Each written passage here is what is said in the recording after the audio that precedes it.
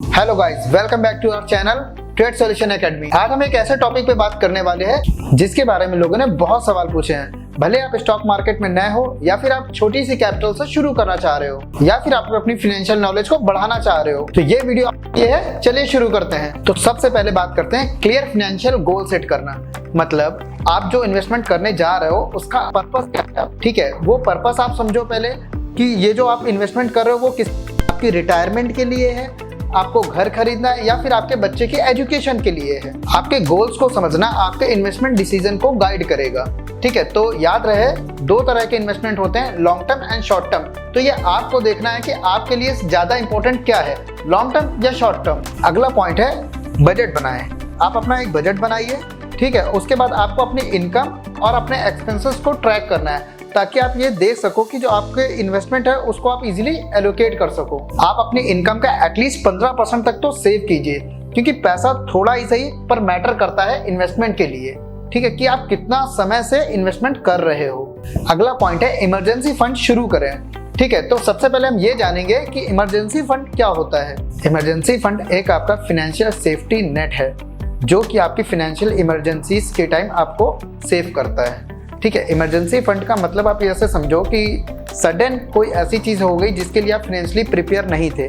Just like किसी का accident हो जाता है फैमिली मेंबर्स में, या मान लो आपकी जॉब चली गई, ठीक है, या कोई नेचुरल डिजास्टर आ गया, तो वहाँ पे आपको मतलब उस खर्चे के लिए, उस एक्सपेंस के लिए आप प्रिपेयर ही नहीं थे और सडन से वो खर्चा आपके ऊपर आ गया। तो इस कंडीशन में जिस फंड की आपको जरूरत पड़ती ना, इसे ही हम बोलते हैं इमरजेंसी फंड। तो आइए बात करते हैं इमरजेंसी फंड से होने वाले फायदों के बारे में। पहला पॉइंट है फाइनेंशियली स्ट्रेस को कम करना।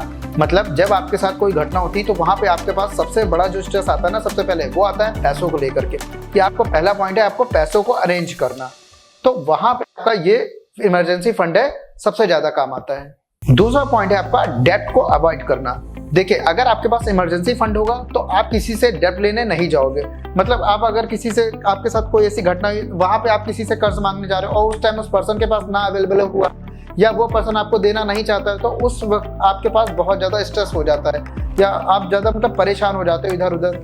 तो इससे बचने के लिए आपके पास इमरजेंसी फंड होना चाहिए। और तीसरा पॉइंट है इसका फाइनेंशियल स्टेबिलिटी प्रोवाइड करना।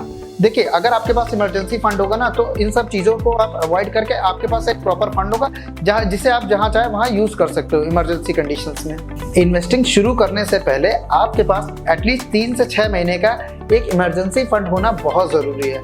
इससे आप फाइनेंशियली सिक्योर रहेंगे और बिना स्ट्रेस लिए इन्वेस्ट कर सकेंगे। अगला पॉइंट है हमारा राइट इन्वेस्टमेंट प्लेटफॉर्म चुने।